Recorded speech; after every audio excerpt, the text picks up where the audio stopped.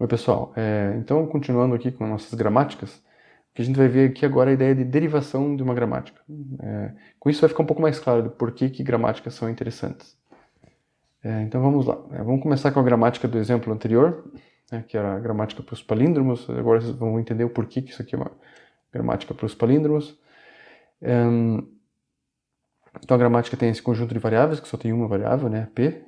Esse conjunto de terminais, né, que é o 0, 1, que a gente chama de alfabeto da gramática. Alfabeto binário aqui no caso. Um conjunto de regras A, que tem essas 5 regras aqui, tá? Aqui eu desenhei uma embaixo da outra, eu ainda não coloquei usando aquela notação lá, para ficar um pouco mais claro as coisas pra gente aqui. Então, não fiquem alarmados com isso. Tá? E uma variável especial P, que é uma variável inicial. Tá, legal. Agora, observe o seguinte, né? Vamos pegar essa variável inicial, e esse nome inicial tem a ver com isso, tá? É onde a coisa vai iniciar, né? As derivações vão iniciar, né? E a partir dessa derivação, dessa variável P aqui, a gente pode pegar uma regra aqui. Vamos escolher uma regra qualquer aqui e, entre aspas, aplicar ela, tá? Vamos escolher essa regra aqui, 0P0. Então, essa regra diz que P deriva 0P0, tá? Então a gente vai, a partir de P, obter, fazer uma derivação e obter 0P0. Legal, tá? Então agora, antes eu tinha só essa string aqui de um símbolo P, agora eu tenho essa nova string que é 0P0, tá?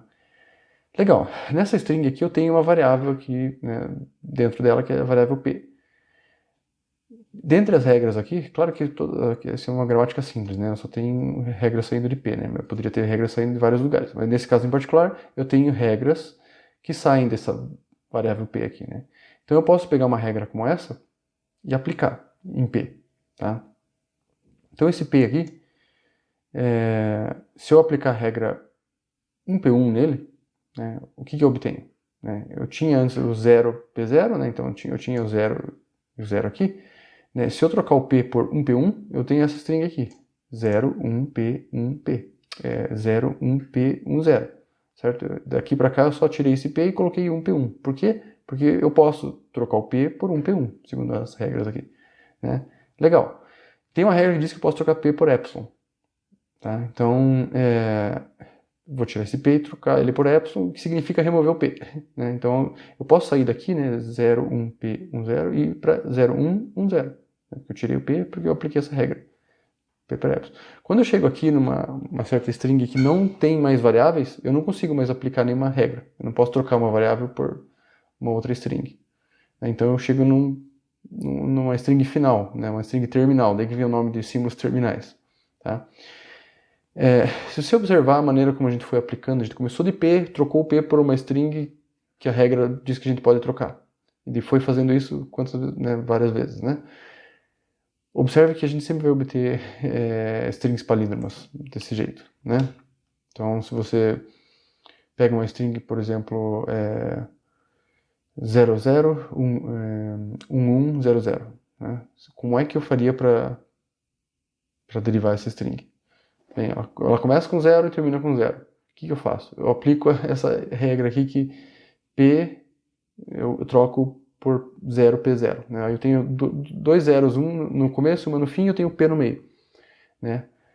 E aí o meu segundo símbolo era 0 e meu penúltimo símbolo é 0 também. Aí eu aplico de novo a regra. Né? Aí com isso eu coloco no lugar do P, 0P0. Né? Então agora eu tenho a string começando por 00 e terminando por 00. E tem um P no meio. Eu consigo ir fazendo isso várias vezes, né? Sempre pegando o próximo símbolo e o próximo de trás para frente e trocando, né? Como as regras sempre colocam símbolos iguais, né? 1 e 1 aqui, ou 0 e 0 aqui, né? E o P no meio, né? Eu consigo ir fazendo isso, né? E aí, na hora que eu derivei tudo, né? Se a string é par, eu simplesmente derivo epsilon no meio, P, né? Troco P por epsilon, ou se a string for ímpar, no meio ou vou ter 0 ou vou ter 1. Aí eu troco P pelo símbolo adequado. Né? Eu vou ter conseguido derivar uma string palíndromo. Tá? Com isso eu consigo derivar strings a partir de uma gramática, né? Outro exemplo aqui de derivações, tá? Então, considera essa gramática aqui, né? Que a gente viu também no vídeo anterior, né? Com essas variáveis I e E, com essas esses terminais aqui, AB01 mais vezes, abre e fecha parênteses, com essas regras aqui, tá? E com essa variável inicial E. Tá? Pergunta, será que eu consigo derivar essa string aqui, A vezes, abre parênteses, A mais B00, fecha parênteses? Usando a ideia parecida que eu usei no caso da gramática anterior, ou seja, começo com a variável inicial, aplico uma regra, obtenho uma nova string, daí se tiver alguma variável ali eu aplico a regra de novo, vou aplicando até obter essa string aqui, eu consigo, tá? Vejam só.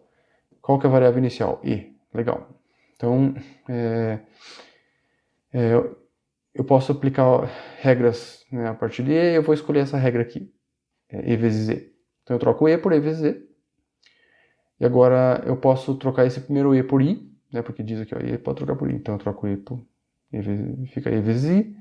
Eu posso trocar I por A, então eu troco esse I por A e fica A vezes E. Eu posso trocar o E por E entre parênteses, né? A regra diz que eu posso fazer isso, então eu troco E por E entre parênteses. Posso trocar E por E mais E, né? Aqui eu digo que eu posso, então eu troco E por E mais E. Agora, nesse ponto aqui, eu tenho A vezes E mais E. E eu vou fazendo isso repetidamente, né? Vocês podem acompanhar aqui depois, até que em um momento eu obtenho essa string aqui, A vezes A mais B00. Tá? Então, eu consigo derivar essa expressão aritmética aqui, né? Que é uma expressão com duas variáveis, a variável A e a variável B00. Tá? Né? Com vezes e abre parênteses e mais. Tá? A ideia aqui é que essa gramática ela captura um fragmento de uma linguagem de programação. Qual fragmento? O fragmento que define quais são as expressões aritméticas válidas envolvendo variáveis de uma certa linguagem de programação.